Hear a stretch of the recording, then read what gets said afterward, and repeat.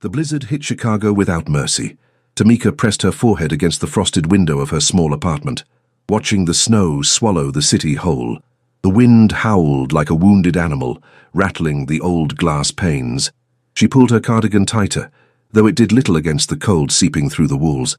"Mommy, I'm cold," Nala's small voice called from the couch where she was bundled under every blanket they owned. "I know, baby. I know." Tamika's heart clenched. The heat had been cut off 2 days ago, another bill she couldn't pay. She was about to turn away from the window when she saw him, a figure stumbling through the snow, barely visible in the white chaos. He collapsed against a streetlight just outside her building, his dark coat already covered in ice. Tamika's breath caught. Every instinct screamed danger. This was Chicago's South Side at midnight. Strange men meant trouble.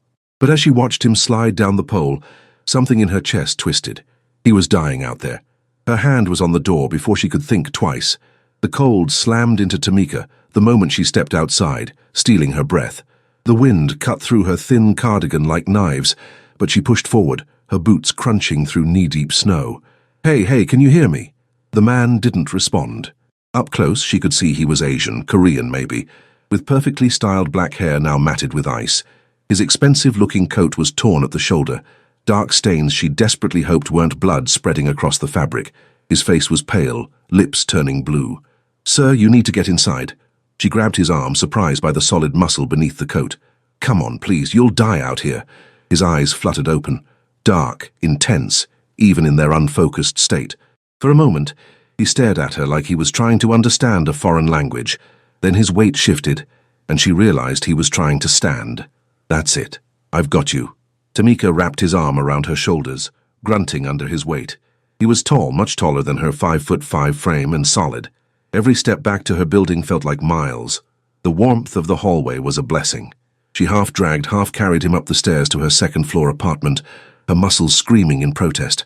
Nala's eyes went wide when Tamika pushed through the door with the stranger.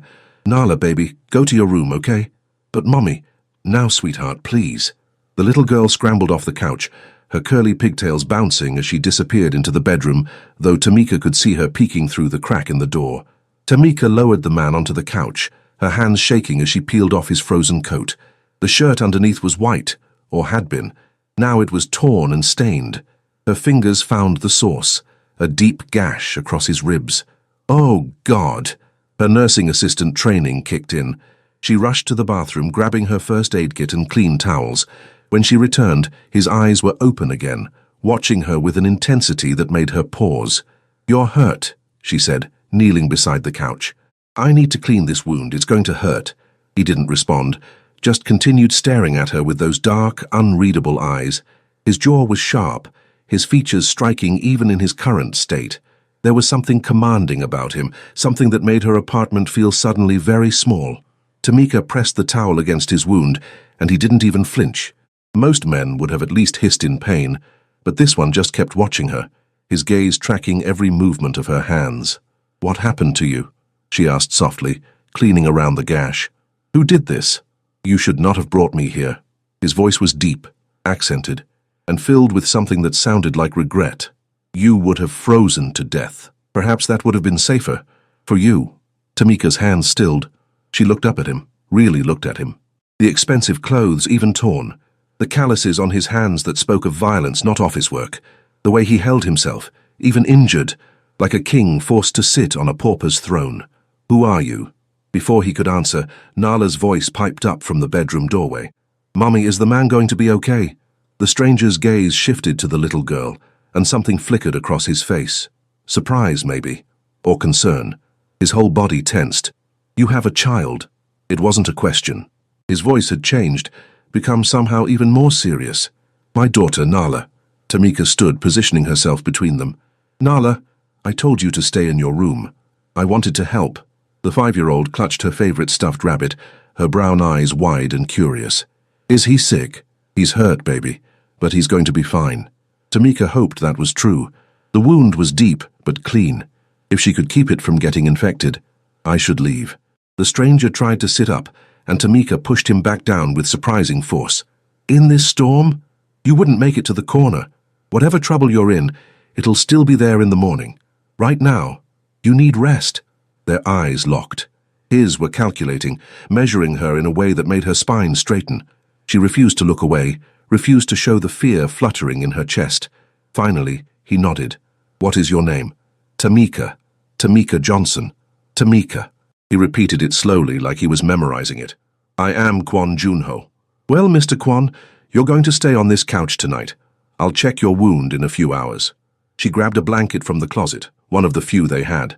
"Do you need anything else? Water? Food? Why are you doing this?" His question stopped her mid-motion. "You do not know me. I could be dangerous." Tamika looked at him, then at Nala, who was still peeking from behind the bedroom door. She thought about all the times people had looked at her, a black single mother working 2 jobs, and seen only what they expected to see, assumed the worst, crossed the street to avoid her.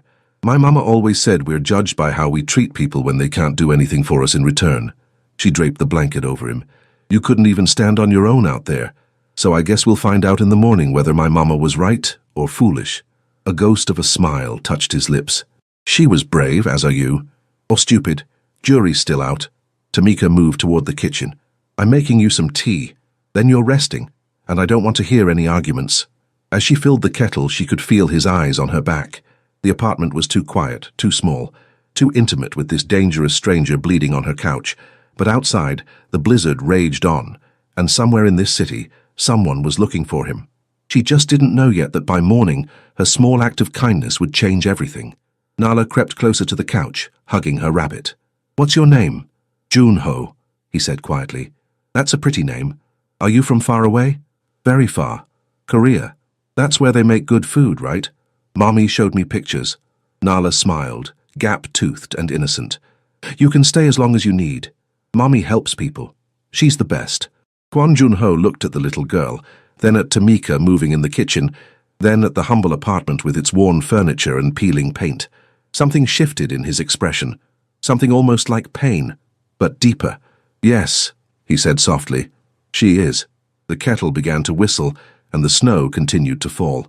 Morning came with weak sunlight filtering through the frosted windows. Tamika woke on the floor beside the couch, her neck aching from the awkward position. She dozed off while keeping watch, changing his bandages twice during the night. Kwon Junho was awake, sitting up despite her instructions, staring at his phone with an expression carved from stone. "You should be lying down," she said, pushing herself to her feet. "The storm has passed." He didn't look at her. "I need to leave." "Let me see that wound first." Tamika moved closer, and he tensed. "I'm a nursing assistant, Mr. Kwon. I've seen it all. Now let me check." Reluctantly, he lifted his shirt. Her breath caught, not at the wound, which looked better than expected, but at what else she saw. His torso was a canvas of scars, old and new, mapping out a history of violence. And there, on the left side of his neck, running vertically in small, elegant characters, was a tattoo in Korean script. "You're Yakuza," she whispered, then corrected herself. "No, Korean Mafia." His eyes snapped to hers, dark and dangerous. "You should not know these things. I work at Cook County Hospital. You think I haven't seen gang members, Mafia?" Tamika's hands shook as she rebandaged his wound, but she didn't stop. "The question is, what's a Korean Mafia boss doing bleeding out on a Chicago street corner?" "Tamika," Nala's sleepy voice called from the bedroom. "Stay in your room, baby," Tamika called back, her eyes never leaving Junho's. "Who's after you? People who will not stop because of a blizzard." He grabbed her wrist, not hard but firm enough to make his point. His hand was warm, calloused. "Which is why I must go. Now, before they find me here and put you both in danger." "Mommy, I'm hungry." Nala appeared in her pajamas, rubbing her eyes. She stopped when she saw them, her little face scrunching in confusion. "Why are you holding Mommy's hand?" Junho released Tamika immediately, but the warmth of his touch lingered on her skin. "He's not holding it, sweetie. He was just—" Tamika trailed off, unsure how to explain. "Go brush your teeth, I'll make breakfast in a minute." But Nala was already walking toward them, her rabbit dragging on the floor. "Are you feeling better, Mr. Junho?" "I am." His voice softened when he addressed the child. "Thank you for your concern. Mommy makes the best oatmeal when people are sick, with cinnamon and honey." Nala climbed onto the armchair across from him. "Can you stay for breakfast?" Tamika saw the conflict on his face, the need to leave warring with something else. Before he could answer, her phone rang. The hospital. Her shift started in an hour. "I have to take this." She stepped into the kitchen. "This is Tamika. Tamika, we need you to come in early if you can. 3-car pileup from the ice. It's chaos here." She glanced at the clock. The buses were probably still running behind schedule from the storm. If she left now, she might make it on time. But that meant leaving Nala alone with a Mafia boss. A Mafia boss who'd been nothing but careful around her daughter, who looked at the little girl like she was something precious and breakable. "I'll be there in 45 minutes. She ended the call and walked back to the living room. "I have to go to work." Junho stood immediately. "Then I will leave. Sit down." Tamika's voice was firm. "You can barely stand. You'll rip those stitches open before you make it to the street. I cannot stay here with your daughter." "You can and you will." She moved to the bedroom to change, calling over her shoulder. "Because despite everything, I trust you won't hurt her. Don't ask me why, because I don't have a good answer. But my gut says you're dangerous to your enemies, not to a 5-year-old girl." When she emerged in her scrubs, Junho was still standing in the same spot, looking at her like she'd grown a second head. "You are either very wise or very foolish, Tamika Johnson. Everyone keeps saying that." She pulled on her coat. "There's oatmeal in the pantry, eggs in the fridge. Nala knows where everything is. She can't have too much sugar. She'll bounce off the walls. Her inhaler is in the bathroom if she needs it. But she shouldn't. And if anyone comes to this door, anyone you don't recognize, you take her out the fire escape and run, understand?" His expression shifted to something almost like respect. "You are giving a criminal instructions on how to care for your child. I'm giving a man I saved from freezing to death instructions on basic childcare. There's a difference." Tamika knelt down to Nala. "Baby, Mommy has to work. Mr. Junho is going to stay here and rest, okay? You be good." "I'm always good." Nala hugged her tight. "Will you bring me a sticker?" "If they have any at the hospital, you bet." Tamika kissed her forehead, then stood to face Junho. Their eyes met, and something unspoken passed between them. "I get off at 6. Don't make me regret this. I will protect her with my life." The way he said it, like a vow, like a promise carved in stone, made her believe him. Let's hope it doesn't come to that. The door closed behind her, and Kwon Junho was left alone with a 5-year-old girl who had no idea she was being guarded by one of the most dangerous men in 2 countries. Nala hopped off the chair. "Want to watch cartoons?" "I do not watch cartoons." "Then today's your lucky day. You get to see the best ones." She grabbed the remote and patted the couch beside her. "Come on, Mommy says you need to rest anyway." Against his better judgment, against every instinct that screamed this was wrong, Kwon Junho sat down. The little girl curled up on the other end of the couch, her rabbit in her lap, and turned on the television. Within minutes, she was explaining the intricate plot of some animated show about magical creatures, her hands moving expressively as she talked. Junho found himself listening, not to the television but to her voice. So innocent, so untouched by the violence that colored his world. "Are you really from Korea?" Nala asked during a commercial. "I am." "Is it pretty there?" "Parts of it. The mountains are beautiful. And the ocean." He paused, surprised to find himself sharing. "When I was your age, my grandmother would take me to see the cherry blossoms." "Cherry blossoms are the pink trees, right?" Nala's eyes lit up. "I saw pictures. They're so pretty. Do you miss it?" Did he miss it? Junho considered the question. He missed the person he'd been before the violence, before the blood, before his family's legacy had wrapped around him like chains. "Sometimes. Mommy says it's okay to miss places, even if we can't go back. She misses her old house before we had to move here." Nala hugged her rabbit tighter. "But she says home is where people love you, not a place. Your mother is a very wise woman. She's the best mummy in the whole world." Nala stated it as absolute fact. "She works really hard so I can have things. She reads me stories every night, even when she's tired, and she makes the best mac and cheese ever." Junho's phone buzzed. He checked it. Messages from his second-in-command, Park Min-seo. The situation was worse than he'd thought. His enemies knew he was wounded, were searching the city.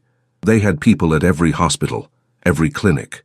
If they found out he was here with Tamika and Nala, he had to leave now before— "Can you make the oatmeal?" Nala asked. "Mommy said you could use our kitchen." "I should not— Please, I'm really hungry, and Mommy showed you where everything is." Those wide brown eyes looked at him with complete trust, and Kwon Junho realized he was in more danger from this 5-year-old girl than from any of his enemies. "Very well. Show me where your mother keeps the oatmeal." As Nala led him to the kitchen, chattering about the proper cinnamon-to-honey ratio, his phone buzzed again. Another message from Minseo. Boss, they know you're alive. They're expanding the search. Where are you? Junho looked at Nala, climbing onto a chair to reach the pantry, completely unafraid of him. Then he looked around the small apartment, humble, worn, but filled with something his penthouse had never had. He typed back, somewhere safe. Keep them searching the north side. I'll contact you when I can move. Boss, we can extract you. No, I handle this alone. That's an order. He pocketed the phone and turned his attention to making oatmeal for a little girl who believed strangers could be good, that pink trees were magical, and that home was wherever people loved you. For the first time in 20 years, Kwon Junho wondered what that might feel like. Tamika's shift was brutal. The pileup had brought in more patients than they could handle, and she'd spent 12 hours running between beds, changing bandages, holding hands of scared people while doctors worked miracles. But through it all, her mind kept drifting back to her apartment, to the dangerous man she'd left with her daughter, to the look in his eyes when he'd promised to protect Nala. She should call the police. She should have called them the moment she saw the tattoo, the scars, the expensive watch he'd tried to hide. But something held her back, something beyond logic or common sense. Her phone buzzed. A text from an unknown number. They are both safe. Making dinner. Tamika almost dropped her phone. He was making dinner? The Korean Mafia boss was cooking in her kitchen? When she finally got home at 7, an hour late, the smell hit her first. Something savory and delicious, so different from her usual quick meals. She pushed open the door to find Nala at the small dining table, using chopsticks, to eat what looked like fried rice. Mommy, look what Mr. Junho made. Nala waved a chopstick excitedly. It's the best thing I've ever tasted, and he taught me how to use these sticks. It's tricky, but I'm getting good. Kwon Junho stood at her stove, looking completely out of place in his expensive torn shirt, cooking in her beaten-up pans. He turned when she entered, and something flickered across his face. You are late. 3-car pileup. How's the wound? Professional. Keep it professional. Healing. You did good work. He plated another serving of fried rice, added what looked like perfectly cooked vegetables and some kind of meat. You should eat. You look exhausted. Mr. Junho made kimchi fried rice, Nala announced, and he made it not spicy for me, but he says when I'm bigger, I can try the real kind. Tamika accepted the plate, trying to ignore how domestic this all felt. A man cooking in her kitchen, her daughter happily eating, the apartment warm and filled with the scent of a home-cooked meal. It was an illusion, a dangerous one. Nala, baby, finish up and get ready for your bath. But Mommy, now please. The little girl recognized that tone and quickly scooped up the last of her rice. Thank you for dinner, Mr. Junho. Will you be here tomorrow? Junho's eyes met Tamika's over Nala's head. I do not know. I hope so. You're really nice. Nala hugged his leg quickly. He went completely rigid, and then skipped off to the bathroom. The moment her daughter was out of earshot, Tamika set down her plate. You need to tell me what's going on, all of it. You do not want to know. I left my 5-year-old daughter with a man I pulled out of a snowstorm, a man with gang tattoos and a history of violence written across his skin. I think I deserve the truth. Junho was quiet for a long moment. Then he moved to the window, looking out at the dark street. There is a war happening between my organization and a rival family. They ambushed me 2 nights ago, tried to end it by ending me. I survived, but barely. I have been running since then. Why not go to your people? Surely you have... I do, but my enemies have eyes everywhere. Hospitals, clinics, known safe houses. If I go to my organization now, I lead them right to my people. More will die. His reflection in the window was grim. I was supposed to freeze in that storm. It would have been cleaner that way. Nothing about freezing to death is clean. It is compared to what they will do if they catch me. He turned to face her. Which is why I must leave tonight. I have put you in enough danger. Where will you go? You can barely walk without grimacing. I saw you favor that side all day through the security camera on my phone. His eyebrows rose. You were watching? I had to make sure you weren't robbing me blind or traumatizing my kid. Tamika crossed her arms. Answer the question. Where will you go? I will figure something out. That's not an answer. She stepped closer. Look, I don't pretend to understand your world, but I know what it's like to have nowhere to go, no one to turn to. I've been there. So if you leave here tonight, wounded and hunted, you're as good as dead. Perhaps. But you and Nala will be safe. We're already involved, Mr. Kwon. The moment I dragged you out of that snow, we became part of this. So you can run off and die somewhere, or you can stay here, heal, and figure out your next move from a position of strength. They stared at each other across her small kitchen, the air thick with tension. Junho's jaw worked, his hands clenched at his sides. You do not understand what you are offering. Then explain it to me. If they find me here, they will kill you both. Not quickly, not mercifully. They will make an example of you to send a message to anyone who might help me in the future. His voice was flat, emotionless, but his eyes burned. They will hurt your daughter in front of you. And there is nothing I could do to stop it. Tamika's blood ran cold, but she didn't back down. Then we make sure they don't find you here. You cannot... I grew up on these streets, Mr. Kwon. I know every corner, every hiding spot, every person who sees everything. If your enemies come looking, we'll know before they get within 2 blocks. She moved closer still, close enough to see the flecks of brown in his dark eyes. Besides, something tells me you're worth a lot more alive than dead. Your organization needs you, doesn't it? They do. Then we keep you alive, you heal, you plan, and when you're ready, you go back and end this war. Tamika surprised herself with her own conviction. But you don't die in my apartment, and you don't die on my street. We clear? A slow, genuine smile crossed Junho's face, the first real smile she'd seen from him. It transformed him, made him look younger, less haunted. You are extraordinary, Tamika Johnson. I'm practical. There's a difference.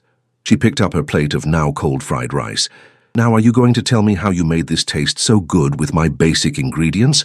Or is that a Korean Mafia secret? The secret is in the technique and proper seasoning. He moved back to the stove. Let me heat that up for you. Food should be enjoyed warm. As he reheated her dinner, Tamika watched him move in her kitchen with surprising grace. His wound was healing fast, unnaturally fast, which meant he was tougher than even she'd given him credit for. Why did you really stay? She asked quietly. When I left for work, you could have walked out, but you stayed and watched my daughter. Why? Junho was silent for a long moment, his back to her as he worked. When he spoke, his voice was barely above a whisper. Because she trusted me. And I realized it had been many years since anyone had looked at me and seen something other than a monster. He turned, placing the reheated plate in front of her. Your daughter sees a man who makes good oatmeal and knows about cherry blossoms. It has been a long time since I was just a man. The vulnerability in his admission made Tamika's chest tight. She'd seen this before. People so defined by their worst moments, their hardest choices, that they forgot they were more than their circumstances. You are just a man, Junho, a man in a bad situation, making the best choices he can. She took a bite of the rice. It was incredible. And for what it's worth, I see it too. The man underneath all the scary mafia boss stuff. Their eyes met and held. The kitchen suddenly felt very small, very warm. The air between them charged with something neither wanted to name. Mommy, I'm ready for my story. The spell broke. Tamika cleared her throat, standing. I should go put her to bed. I will clean up. You don't have to... Please, let me. There was something almost pleading in his voice. Let me do this small thing. Tamika nodded and headed to Nala's room, her heart pounding in a way that had nothing to do with fear. Later, after Nala was asleep and the kitchen was spotless, Tamika found Junho on the couch, his phone in his hand, and a troubled expression on his face. Bad news? My second-in-command, Min Seo. He says the rival family is getting desperate. They are offering money for information about my location. He set down the phone. It is only a matter of time before someone talks. How much time? Days, maybe less. Tamika sat down on the armchair, pulling her knees to her chest. Then we use those days wisely. You heal, you plan, you prepare. And when they come, you'll be ready. She met his eyes. We'll be ready. Junho studied her for a long moment, and she could see him warring with himself. Finally, he leaned forward, his elbows on his knees. I need to make a call to my people, but it cannot be from here. They might trace it. There's a bodega 3 blocks down. Mr. Martinez has payphones in the back. He owes me a favor from when I helped his mother at the hospital. You truly have thought of everything. I told you, I grew up here. I know how to survive. Tamika stood. But you're not going alone. You're still too weak, and if something happens to you out there, I need to know. You would come with me? Into the night, knowing my enemies are hunting? Someone needs to make sure you don't rip your stitches. She grabbed her coat. Let me check on Nala one more time. Then we go. 10 minutes later, they were moving through the dark Chicago streets, the city quiet in the aftermath of the storm. Tamika walked close to Junho, ready to support him if needed, though he moved better than she'd expected. You are good at this. he observed. Staying in shadows, knowing safe routes. Had to be. Single mother, working nights sometimes. You learn to be invisible when you need to be. She guided him down an alley. My ex, Nala's father, he was... Let's just say I got good at avoiding unwanted attention. Junho's expression darkened. He hurt you. It wasn't a question, but she answered anyway. Not physically, but words can cut just as deep. He said I'd never amount to anything, that Nala and I would end up on the streets without him. Tamika's voice hardened. I proved him wrong every single day. I have no doubt of that. They reached the bodega, and Mr. Martinez, a kind-faced man in his 60s, greeted Tamika warmly, his eyes curious about her companion but polite enough not to ask. He led them to the back room, where the payphone sat against a graffitied wall. Take your time, Mija. When they were alone, Junho dialed a number from memory. The conversation was in Korean, fast and tense. Tamika couldn't understand the words, but she understood the tone. He was giving orders, getting updates, his whole demeanor shifting into something harder, more commanding. This was the real Kwon Junho, not the man who made oatmeal for a 5-year-old, but the boss who commanded an empire of shadows. When he hung up, some of that hardness remained. It is worse than I thought. The rival family has allied with another organization. They are consolidating power, planning to wipe out my people entirely. What will you do? I will end it, but not yet. I need to heal fully, need to plan the right move. His eyes found hers. And I need to ensure you and Nala are protected when I do. We can handle ourselves. I know you can, but I will not take chances with her safety, or yours. He stepped closer, and Tamika's breath caught. You have given me sanctuary when I had none. You trusted me with your most precious treasure. I do not take such gifts lightly. It wasn't a gift, it was just the right thing to do. In my world, there is rarely a right thing, only survival. His hand came up, almost touching her face, then dropped. You remind me that another world exists, one where people help strangers in storms, where children trust without fear, where kindness is not weakness. Junho. She didn't know what she was about to say, but the moment shattered when voices echoed from the front of the store. Angry voices, threatening. They both froze. Korean, she whispered. He nodded once, his whole body tensing. They are here. Back door, Tamika whispered, grabbing Junho's arm and pulling him toward the rear exit she knew was there. Mr. Martinez kept it for emergencies. This definitely qualified. They burst into the alley, the cold hitting them like a wall. Behind them, she heard shouting, Mr. Martinez's voice rising in protest. They will hurt him, Junho said, starting to turn back. He'll tell them we went out the front. He's smarter than he looks. Tamika pulled him forward. We need to move. Now. They ran through alleys Tamika knew by heart, the snow crunching beneath their feet. Behind them, more voices. The hunters had picked up their trail. This way. She yanked him left, toward the old railroad underpass. It was dark, isolated, but it had 3 different exits. They could lose their pursuers there. Halfway through, Junho stumbled. His hand went to his side, and Tamika saw dark wetness spreading across his shirt. You ripped your stitches. Keep moving. His voice was tight with pain. Not until... Tamika. He grabbed her shoulders, his eyes intense. They will not stop. If they catch us, they will use you to get to me. I cannot. I will not let that happen. The sound of footsteps echoed through the underpass. They were coming from both ends now, cutting off their escape routes. How many? She whispered. Junho listened, his head tilted. 4, maybe 5. Can you fight? His laugh was dark. I have fought in worse condition, but not with you here. A plan formed in Tamika's mind. Risky, probably stupid, but their only chance. There's a maintenance ladder 10 feet ahead. It leads to the street level. You climb up, I'll lead them away. Absolutely not. It's the only way. They're looking for you, not me. I'll run. They'll follow. You get to safety. No. Junho, listen to me. No. His voice was absolute. I will not use you as bait. I will not put you in danger. I would rather die than see you hurt because of me. The footsteps grew closer. Tamika could hear them talking in Korean, coordinating their search. Then we fight together. She picked up a piece of broken pipe from the ground. Because I'm not leaving you either. Something blazed in Junho's eyes. Surprise, admiration, something deeper he quickly buried. You are the most stubborn woman I have ever met. I've been told, now what's the plan? Before he could answer, figures emerged from the darkness on both sides. 5 men, all Korean, all carrying weapons that glinted in the dim light. One of them spoke in Korean, and Junho responded, his voice cold and commanding. Tamika didn't understand the words, but she understood the stance. He'd positioned himself in front of her, shielding her with his body. The leader, a thin man with a scar across his cheek, smiled and said something that made Junho's whole body go rigid. "What did he say?" Tamika whispered. "He said, they will let me watch while they hurt you. Then, they will kill us both." Junho's voice was ice. "I told him they are welcome to try." The men moved forward, and Junho struck.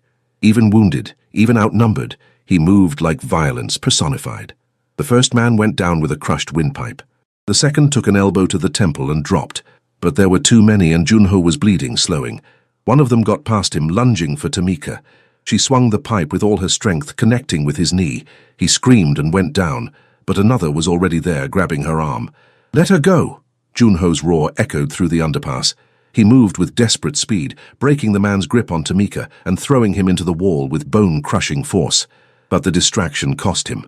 The leader's knife flashed, catching Junho across the shoulder. He staggered and Tamika screamed. Then lights flooded the underpass. Car headlights, blinding and sudden. Engines roared, and men poured out. Different men, wearing black suits, moving with military precision. "Boss!" One of them, young, Korean with sharp eyes, ran to Junho. "We tracked your location from the call. Are you hurt?" "Minseo." Junho's voice was weak. "I told you not to come. And I respectfully ignored that order, sir." Minseo's men were already subduing the attackers, moving with efficient brutality. His eyes found Tamika. "Who is she?" "Under my protection." Junho straightened, despite the blood now flowing freely from his shoulder and side. "Anyone who touches her answers to me personally. Spread the word to every family, every organization. She is untouchable." "Understood, boss." Minseo barked orders in Korean, and his men moved quickly. "We need to get you medical attention." "No hospitals. We have a doctor at the safe house." "Not yet." Junho turned to Tamika, and his expression softened. "I need to make sure she gets home safely." "Junho, you're bleeding badly. I need to see you home." His tone left no room for argument. "Minseo, 2 men to escort us. The rest, take these trash to the warehouse. I will deal with them later." The drive back to Tamika's apartment was tense and silent. Junho sat beside her in the back of the sleek black car, his hand pressed against his side, his jaw clenched against pain. "You're an idiot," Tamika said quietly. "You should be going to your doctor." "After." "After what?" "After I know you are safe inside your home. After I see Nala sleeping peacefully. After I know that my presence has not brought destruction to the one place that felt like—" He trailed off, shaking his head. "Like what?" He didn't answer. They pulled up outside her building, and Tamika's heart stopped. Her apartment window, the one to Nala's bedroom, was dark. It should have had the nightlight she always left on. "Something's wrong." She was out of the car before it fully stopped, running for the entrance. Junho was right behind her, moving despite his injuries. The apartment door was ajar. Tamika's world narrowed to a single point of terror. She shoved through the door, and the scene inside made her blood run cold. Her neighbor, Mrs. Chen, was sitting on the couch with Nala in her lap. The old woman looked up with tear-filled eyes. "Tamika, thank God. I heard noises, men in the hallway asking questions. I took Nala through my apartment to keep her safe." Relief crashed through Tamika so hard her knees nearly gave out. She rushed forward, gathering Nala into her arms. The little girl was crying, scared and confused. "Mummy, I was so scared." "Mrs. Chen said we had to hide and there were bad men and—" "Shh, baby, I've got you. You're safe now." Tamika looked at Mrs. Chen over her daughter's head. Thank you so much." "Of course, dear." Mrs. Chen stood, her eyes going to Junho, who filled the doorway with Minseo behind him. "I assume these are friends?" "Yes, they're friends." Mrs. Chen nodded slowly, her knowing eyes taking in the blood, the tension, the obvious danger. "Then I will leave you to your friends. But Tamika, dear, if you need anything, I know where to find you, thank you." When the old woman left, Tamika turned to find Junho staring at Nala with an expression of such naked relief, it took her breath away. The hard, dangerous boss was gone. In his place was a man who'd clearly imagined the worst and been granted a miracle. Mr. Junho. Nala wiggled out of Tamika's arms and ran to him, throwing herself at his legs. "You're back, Mrs. Chen said bad men were looking for someone, but I knew you'd come back. I knew you'd keep us safe." Junho went completely still. Then slowly, carefully, he knelt down despite his injuries and looked Nala in the eyes. "I am sorry you were frightened. That will not happen again." "You're bleeding." Nala's eyes went wide. "Mommy, he's hurt." "I know, baby. I'm going to fix him up, okay? But I need you to be brave and go to your room for a little while." "But, Nala, please, for Mommy." The little girl looked between them, then nodded and scampered to her room, closing the door behind her. The moment she was gone, Junho swayed. Minseo caught him, easing him onto the couch. "Boss, enough. Let me call the doctor here." "Do it." Tamika was already getting her medical supplies, and someone needs to watch the building. If they found this place once. "Already handled," Minseo assured her, his phone to his ear. "We have men on every corner, cameras on every approach.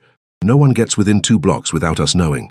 As Tamika worked on Junho's wounds, worse than before, the stitches completely torn, she felt his eyes on her. "I am sorry," he said quietly. "For what? For bringing this to your door? For putting Nala in danger? For—" "Stop!" She pressed a fresh bandage against his shoulder, harder than necessary. He didn't even flinch. "You're not the first dangerous situation I've dealt with. Won't be the last. What matters is Nala's safe. You're alive and your people are here now. You should hate me. Probably." She met his eyes. "But I don't. Which might make me the idiot in this situation." A ghost of a smile touched his lips. "We are both idiots, then." The doctor arrived 20 minutes later.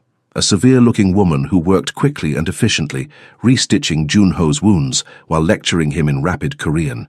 He took it with surprising patience, his eyes never leaving Tamika as she sat across the room. When the doctor finished and left with Minseo to give them privacy, the apartment fell silent. "I must go," Junho said finally. "It is not safe for me to stay here now that they know the general area." "I know, but I will leave men to guard you, the best I have. They will keep you and Nala safe while I end this." "How long will that take?" "Days, maybe a week." He stood carefully testing his newly stitched wounds. "I need to consolidate my forces, plan the final move. But when I do act, it will be decisive. There will be no more threats to you after this." Tamika stood as well, suddenly aware that this might be goodbye. That once he walked out that door, she might never see him again. Junho. He turned, and the look in his eyes stopped her breath. It was raw, vulnerable, completely unlike the controlled boss she'd seen with his men.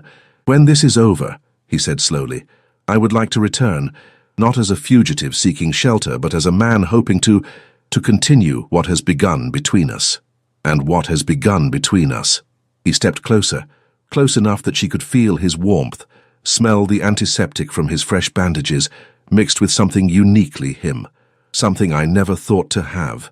Something I do not deserve but find myself wanting desperately. His hand came up, cupping her face with surprising gentleness. "You have shown me that I am more than what I have become, that there is still a man beneath the monster. I do not wish to lose that feeling." Tamika's heart was pounding so hard she was sure he could hear it. "I don't see a monster, Junho, I never did." "Then you are blind, or I am more fortunate than I deserve." His thumb brushed across her cheek. "Keep Nala safe. Keep yourself safe.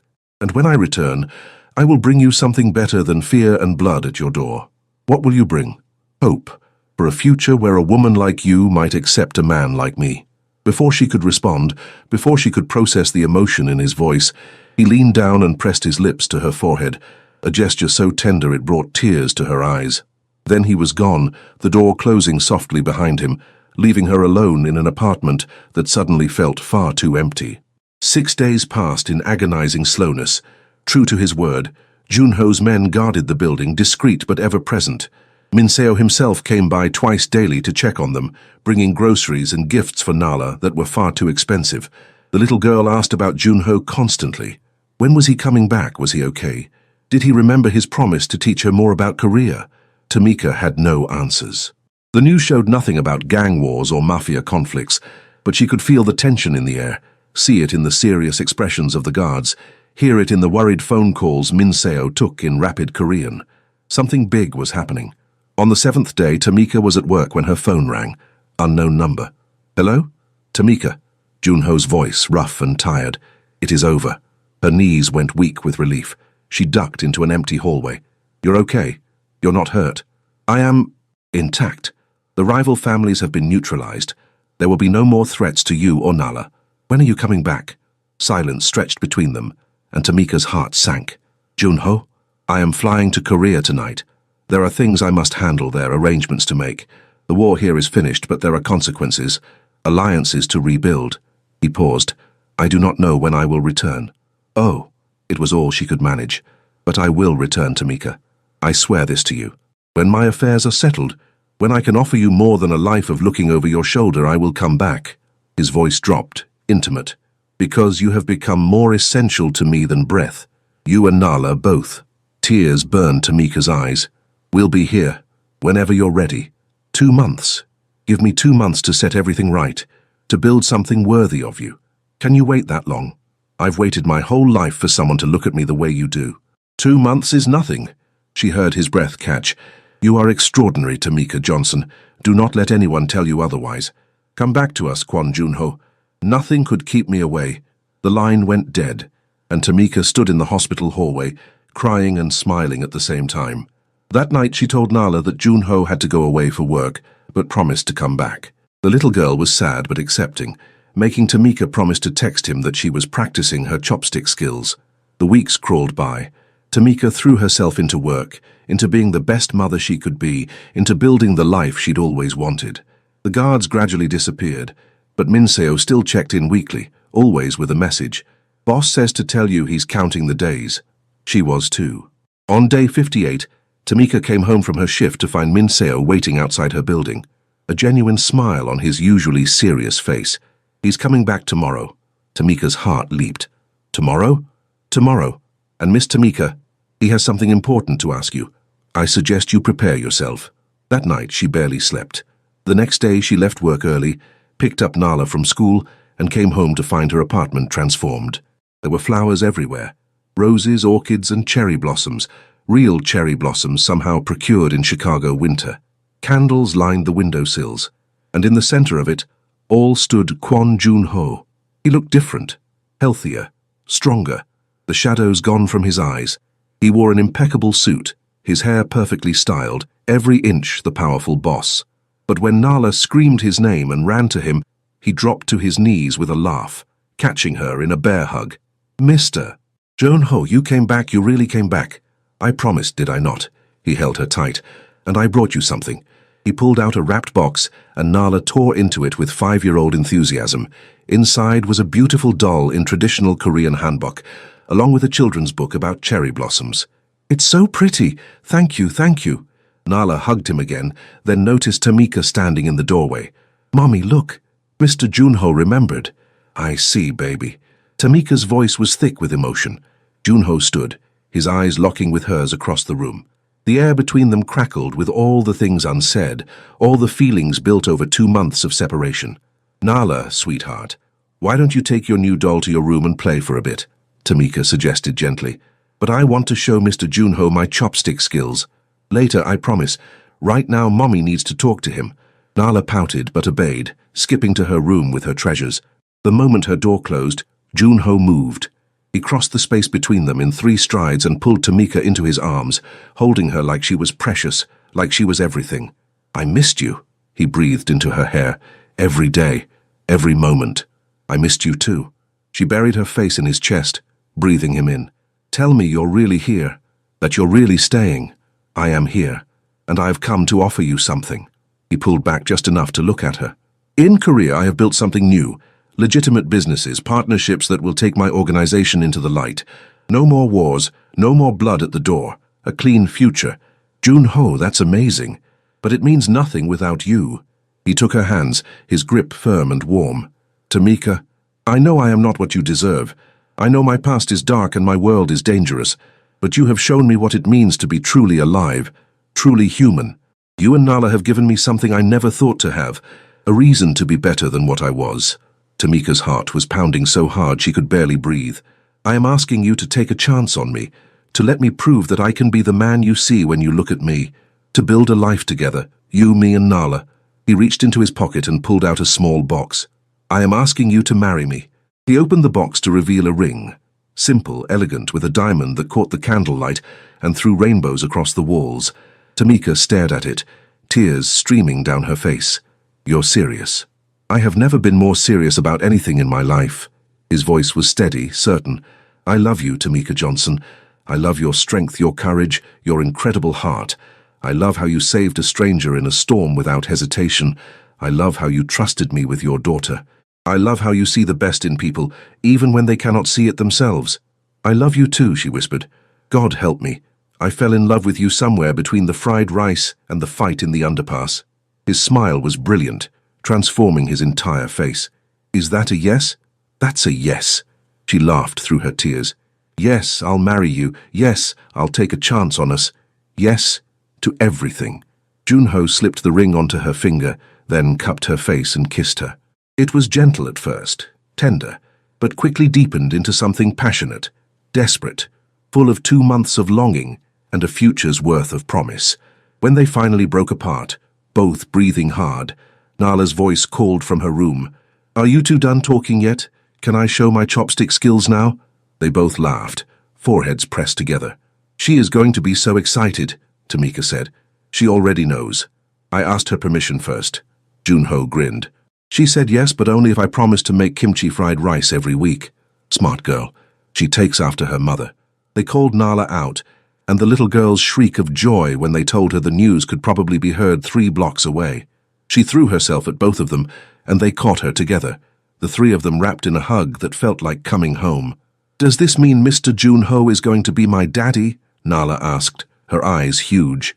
Junho looked at Tamika, who nodded through her tears. He turned to Nala, his expression serious. If you would like that, Nala, I would be honored to be your father. I promise to protect you, to teach you, to love you as my own, always. Yes, yes, I want that. Nala hugged him tight. I always wanted a daddy, and you're the best one ever. Later, after Nala had finally gone to bed, too excited to sleep but eventually worn out by happiness, Tamika and Junho sat together on the couch where he'd first recovered from his wounds. I have purchased a house, he said, his arm around her shoulders, in a good neighborhood with excellent schools, large enough for all of us, with a yard for Nala to play. But we do not have to move if you do not wish. This apartment, it is special to me. This is where you saved my life. You saved mine too, Tamika said softly. Maybe not from a blizzard, but from a future of just surviving instead of living.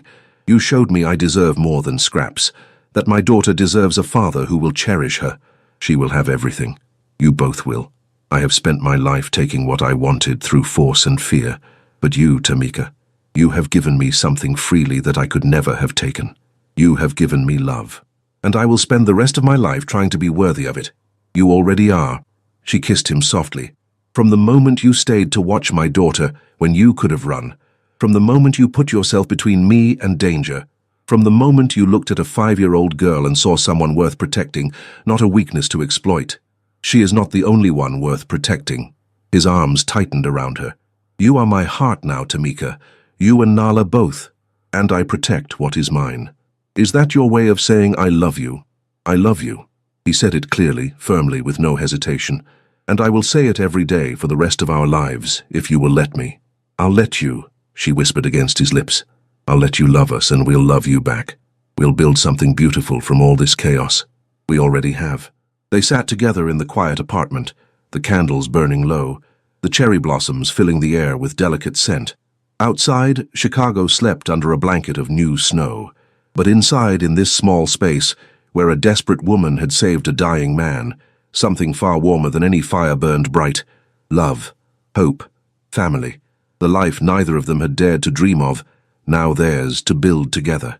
6 months later, the backyard of their new house was filled with laughter and the smell of grilled meat. Junho stood at the barbecue, cooking with the same precision he brought to everything, while Tamika set the table with Nala's help. Minseo and several other members of Junho's organization were there. These gatherings had become regular, a way to maintain loyalty while building the legitimate businesses that now formed the core of their operations. But today was special. Uncle Minseo, watch me, Nala called, demonstrating her cartwheel across the grass. The serious man actually smiled, applauding her effort. Very good, Nalaya. Soon you will be ready for taekwondo lessons. Mr. Junho, Daddy, already signed me up. She ran to Junho, who scooped her up with one arm while flipping meat with the other. Right, Daddy. That is right, little flower. You start next week. He kissed her forehead. But you must promise to use your skills only for defense, not to terrorize your classmates. I promise. She wiggled down and ran off to play.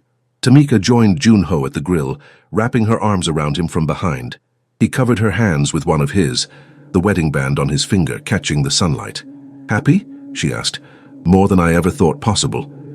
He turned in her arms, and the look in his eyes still made her breath catch after 6 months of marriage. "You have given me everything, Tamika. A home, a family, a reason to be better than I was. We gave each other that." She smiled up at him, "Though I still can't believe this is my life. A year ago, I was barely making rent, working double shifts, wondering how I'd give Nala a better future. And now? Now I'm married to a man who looks at me like I hung the moon. My daughter has a father who would move mountains for her. We have a home, security, a future." She shook her head in wonder. "All because I couldn't let a stranger freeze to death in a blizzard. All because you have a heart bigger than the sky." Junho cupped her face. "And because you saw a man when everyone else saw a monster. I saw you, Junho. That's all. Just you." He kissed her soft and sweet until Nala's voice called out, "Gross." Adults kissing again. They laughed against each other's lips. "I should finish this meet before your daughter stages a revolt," Junho said. "Our daughter," Tamika corrected, and the joy that flashed across his face never got old. As the afternoon wore on, as friends and family gathered around their table, as Nala's laughter rang through the yard, Tamika thought back to that freezing night, to the choice she'd made to step into the storm and drag a dying stranger to safety. It had seemed like such a small thing at the time, a moment of compassion in a harsh world, but that moment had changed everything. She'd saved his life, yes, but he'd saved hers too, from a future of loneliness, from settling for less than she deserved, from never knowing what it felt like to be loved completely and without reservation. Junho caught her eye across the table and smiled, that private smile he reserved just for her, the one that said she was his whole world. She smiled back, her heart full. Sometimes, she thought, the most dangerous storms bring the greatest gifts. And sometimes, the stranger you save from freezing turns out to be exactly what you needed all along,